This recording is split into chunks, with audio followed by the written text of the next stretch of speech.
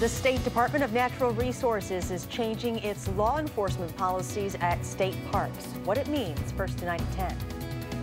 A verdict today in the Middleton murder trial. The jury's decision is straight ahead. And later, a special ceremony. The CrossFit Games honors Sun Prairie's first responders. This is News 3 at 10. Thank you for joining us tonight. We have breaking news to start off the show. Evacuations are underway right now in Sun Prairie after a gas leak. Those evacuations are within a half mile of the intersection of Main Street and Whitetail Drive. Again, the intersection of Main Street and Whitetail Drive. Dane County dispatchers said the call reporting the gas leak came in at 8:25 tonight. The fire department says evacuees are to report to the Sun Prairie High School or leave the area altogether. They say this is an active situation with no estimated time of return. They will make an announcement when the area is safe to return there. We do have a crew on the way, and we will go to them live as soon as they get to the scene. This morning in Stoughton, another gas leak prompted the evacuation of several homes in the area. Fire Chief Scott Wagner said a contractor hit a 3-inch gas line on Henry Street at around 9:45 a.m. He says between 9 and 15 homes were evacuated and electricity was shut down for several blocks in each direction. Alliant Energy was able to control the leak in a little over an hour. And let's get a look at your forecast for tonight. Here's Chief Meteorologist Gary Canalti in the Weather Center. Hi, Gary. Hi, Charlotte. It's pretty humid out there, and the temperatures will climb even more for the weekend. Let's start out by taking a look at satellite and radar. You can see on Weather Track some showers and thunderstorms moving through the northern portions of Wisconsin out of the Twin Cities metro area, but these are moving straight eastward and probably will not affect our viewing area. More storms back in South Dakota will head northeastward into Minnesota. High temperatures today ranged from the upper 70s north and east of Madison to around 80 or a little bit above here in the Madison metro area, but to the south and west, temperatures were mainly in the middle 80s, and high temperatures made it to the mid 90s in parts of central Iowa.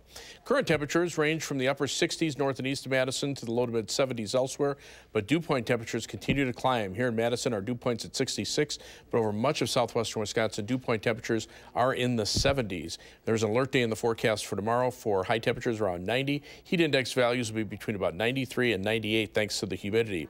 By tomorrow morning, look for temperatures to only be down into the middle 60s. Tomorrow will be partly sunny, breezy, hot and humid with a high temperature of 90. That's your first alert forecast. Gary, thank you. The Wisconsin Department of Natural Resources is going back on a policy less than a year after it was put in place.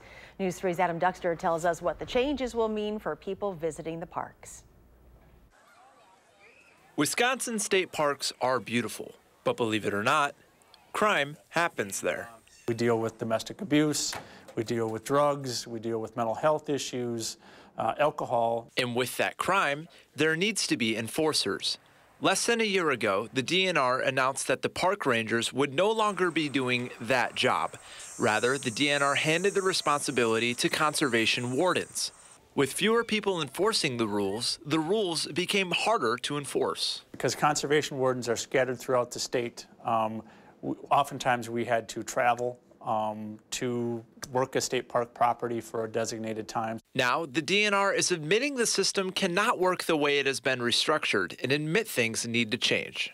You know, you plan things, you do things, you evaluate things, and then you adjust. And that's exactly what we're doing in this particular case. But this doesn't mean park rangers who had their authority taken away will necessarily have it again. It's not just giving them right back. We're working through a process to do that.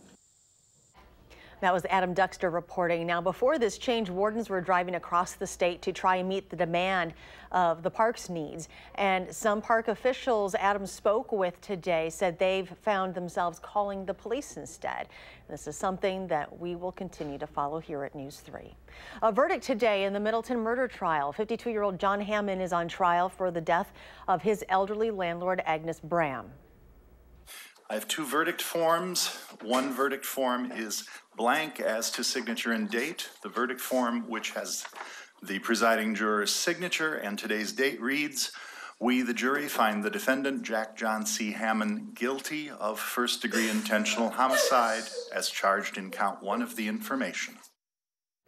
Prosecutors say he killed Bram by hitting her in the head multiple times in April of 2017.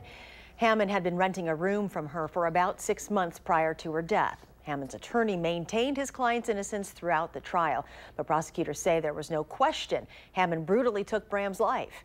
He'll be sentenced within the next few months.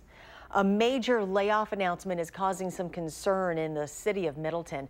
The telecommunications services provider WISC Corporation is laying off 112 employees in Middleton at the end of August.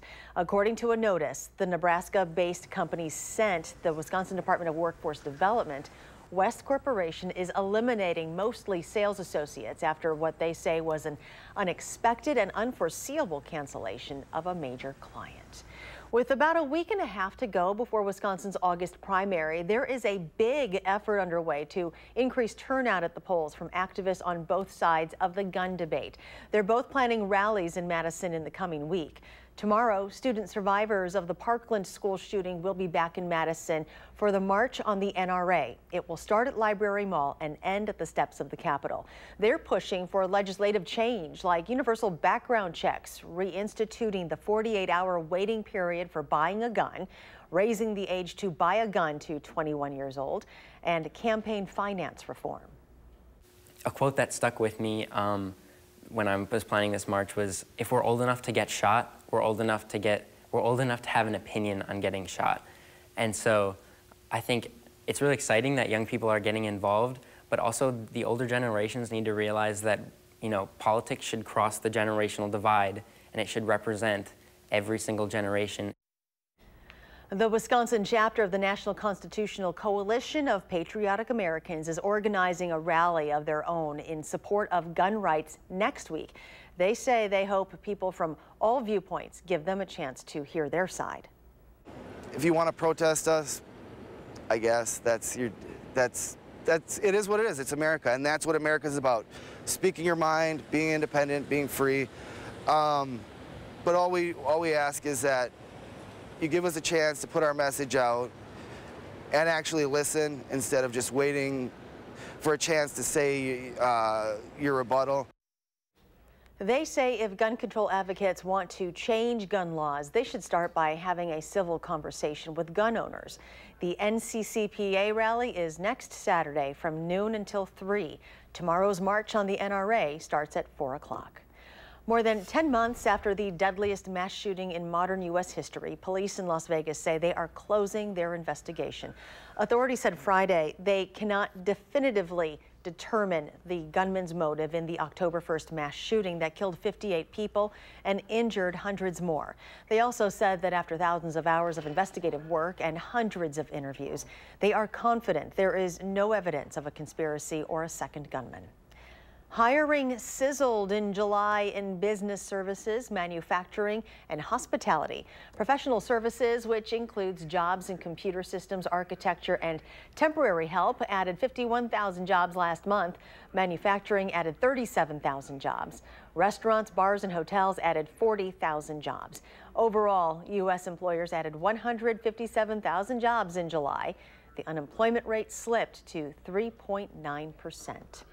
The CrossFit Games are letting veterans come see the events for free today. Organizers also recognized first responders from Sun Prairie.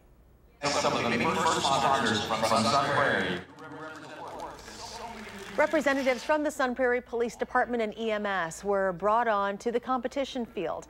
They were thanked for their efforts and their help during last month's deadly gas explosion. One person died and several buildings were destroyed. The CrossFit Games run at the Align Energy Center in Madison through Sunday, and you can catch some of this year's CrossFit Games on CBS. CBS will have an hour of live coverage tomorrow at noon and Sunday morning at 11 o'clock. They'll also be re-airing a taped version of the event next month on September 2nd. An update now on the breaking news in Sun Prairie. Our Adam Duxter is following the latest developments and joins us from the scene with more. Adam? Well, I'm standing in the middle of Main Street in Sun Prairie, closest to the Main and Grove intersections. This is part of the area that's now being evacuated. As you can see behind me, crews are still working to evacuate. Now, we just got word from Sun Prairie Fire Chief, who told us that this is precautionary. They were looking at a sewer system that is back behind us, but again, this is precautionary. They're still evacuating, though, close to 60 to 80 homes. Those people are now being moved to the high school. He said that this could go on for up to the next hour. He'll give us another update coming up in about 20 minutes. But again, what we know right now, this half mile near Main and Whitetail has been evacuated. The 60 to 80 homes have been moved to the high school. They say We Energies is on scene, and they're working to evacuate these homes in the neighborhoods directly behind me. Again, I'm on the corner of Main and Grove in Sun Prairie, but that's what we know right now. We'll continue to keep you updated as we continue to learn more. Adam Duxter live tonight in Sun Prairie. Adam, thank you. Still to come tonight, an alert day in the forecast for this weekend with heat indices in the upper 90s. But first, taking a 12,000-foot leap of faith. Why this skydive was more than just a check off the bucket list.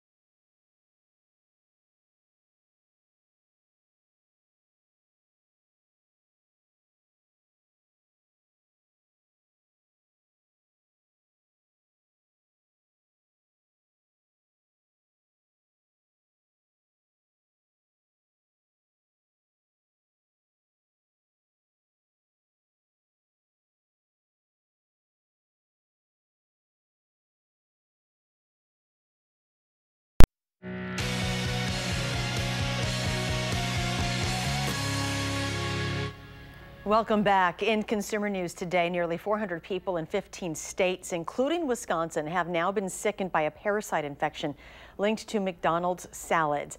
The outbreak started in May, and the FDA reported an additional 109 cases this week. At least 16 people have been hospitalized. McDonald's said in July it had removed the mix from impacted restaurants. More than 145,000 half-gallon cartons of Vanilla Almond Breeze almond milk have been recalled because they may contain actual milk. The recall applies to half-gallon cartons with a use-by date of September 2nd. They were shipped to retailers in 28 states, including Wisconsin. Anyone who bought the affected cartons can return it to the retailer or go to bluediamond.com for a refund. Well, skydiving is something on a lot of people's bucket list, but for one man, it was something much more than that. He traveled to Marshall all the way from Hastings, Minnesota to be able to do this. And for him, he took a leap of faith today that meant more to him than what the eye could see. Jamie Perez captured it all on camera and shares this veteran's inspiring story. Most planes take you from one destination to another. For Tom Riley, the plane is the destination. This is something that's on my bucket list. He's jumping out of a plane for the umpteenth time. Hua, Minnesota, Hua, Wisconsin, Seven Hills Skydivers. I love you guys. But this jump might be his last. I have metastatic melanoma. Of course, I lost an eye to it. Last February, I had surgery, and it has metastasized. It's in my left femur, my lungs, and my liver now. Before his health deteriorates and before he goes through chemo, he wanted one last jump. And with the help of his family, he got to do it. All expenses covered, and with loving eyes observing the whole way down. Rush of just stepping out. You know, you're stepping out of the plane and there it is. You're dropping 120 miles an hour. You know, the earth's coming towards you. The wind's screaming. And you're just free. This moment wasn't just special for him, but the ones who made it all happen got their own moment to cherish forever. Surreal. It's this moment where, you know, he wanted to go skydiving a long time ago, and so he's like, yeah, we'll go. But now it's here and it's happening, and it's just so much fun to see the smile on his face and to know that this is what he's wanted. Knowing that this infliction and the life changes that he's going through are affecting him in a big way, and to be able to provide an opportunity and a bit of relief, taking away from the mental and the physical strain, albeit just for a few seconds, that has a profound impact. It wasn't just fun to watch. Maybe there aren't words for what this was. I am just, I'm dumbfounded. It's like I'm speechless. I sent a text yesterday, I'm speechless. And for people that know me, I never am speechless. Having so many people care to put this together for me, just, you know, I got a new family here now too. A destination that will begin a whole new journey. In Marshall, Jamie Perez. Seven Hills Skydiver! WISC. Awesome, dude. News 3. This was Tom's first skydiving experience outside of his military career, and he wanted to give a huge thank you to everyone at Seven Hills Skydivers and his family for making this all possible. Chief Meteorologist Gary Canalti joins us now with a look at a hot weekend forecast. Yeah, temperatures up around 90 for tomorrow and for Sunday as well, and the humidity levels also be high too, so it'll feel even warmer than that. Tonight there are some thunderstorms up in northern Wisconsin. These are moving out of the Twin Cities metro area and into northwestern portions of the state, but you can see basically these are not making it south of about Rochester, Minnesota to Eau Claire line, and that's because the atmosphere is just captured. We've got warm air aloft that's preventing thunderstorms from developing farther to the south, and that might be the case for much of the weekend until late Sunday afternoon and Sunday night as a cold front gets closer. Now, for tomorrow, the severe weather outlook from the Storm Prediction Center does have a marginal risk of severe thunderstorms through the northwestern half of the state and a slight risk across much of western Minnesota. But on Sunday, as that cold front gets closer to us and our thunderstorm chances go up a little bit, there is a marginal risk of severe thunderstorms basically north and west of Madison late in the afternoon into Sunday evening. Gusty winds and some hail would be the main threats from any of those thunderstorms. But tomorrow it's just the heat. We have an alert day in the forecast for high temperatures up around 90 degrees and those heat index values between about 93 and 98 degrees. Future track temperatures beginning around 4 o'clock tomorrow afternoon. Temperatures close to 90, if not there. And then those temperatures only drop off to around 70 by early on Sunday morning. And on Sunday afternoon, look for those high temperatures to get back up into the upper 80s. But that's only part of the story. You factor in the humidity and it'll feel more like temperatures in the lower to middle 90s on Saturday. Even at night, those heat index values staying mainly at or above 70 degrees. And then on Sunday, we're seeing heat index readings back into the lower to middle 90s before that cold front reaches us with some thunderstorms late in the day. And the 8 to 14-day temperature outlook calls for warm weather to continue through the central or the middle part of August 11th through the 17th. Above normal temperatures, a 50% chance or greater across the upper Midwest, with below normal precipitation expected from Wisconsin westward, with the highest probabilities over Minnesota and the Dakotas. The live view from the Edgewater Skycam in downtown Madison looks pretty nice out there, but the atmosphere is very humid. It's thick out there. 81 the high temperature for today, which is exactly normal, and the low temperature 59, only a degree below normal. Right now we're at 75, but winds are out of the south at 7 miles per hour. Dew point temperature continues to creep upward. It's at 66, and by tomorrow morning could be around the 70-degree mark. Current temperatures are in the 60s in northern Wisconsin, mid-70s here. Notice to the southwest, still 80 degrees in Des Moines. They had a high today of 95. And these thunderstorms are on the northern edge of the heat. You can basically tell where that heat dome is just to our south. So as that expands northward, we'll see the hot and humid weather for tomorrow and probably Sunday as well. A warm front will lift northeastward, and that will also get our winds around to a little more southerly direction. Current temperatures are still well into the 80s south and west of us, and dew point temperatures are now climbing into the 70s out toward the Mississippi River. So our forecast calls for a low of about 66 tonight with partly cloudy skies, a muggy night for tomorrow. Look for a high of 90 with the heat index value somewhere between 93 and 98. Partly cloudy skies tonight, low temperatures mid-60s. Should be dry tomorrow with high temperatures around 90. A slight chance for a shower or thunderstorm tomorrow night, but low temperatures dropping only to around 70. And then Sunday, look for highs in the upper 80s before perhaps a late day shower or thunderstorm. 7 to 10 day forecast, those temperatures cool back down into the lower 80s, which is about average or just slightly above average for this time of year, but the humidity levels will drop after thunderstorms on Monday into early Tuesday, and maybe another chance about Thursday, but nice weather through the following weekend as well. Not bad. All right, Gary, thank you. You're welcome. It is a special weekend for one legendary Packer. That story is next in sports.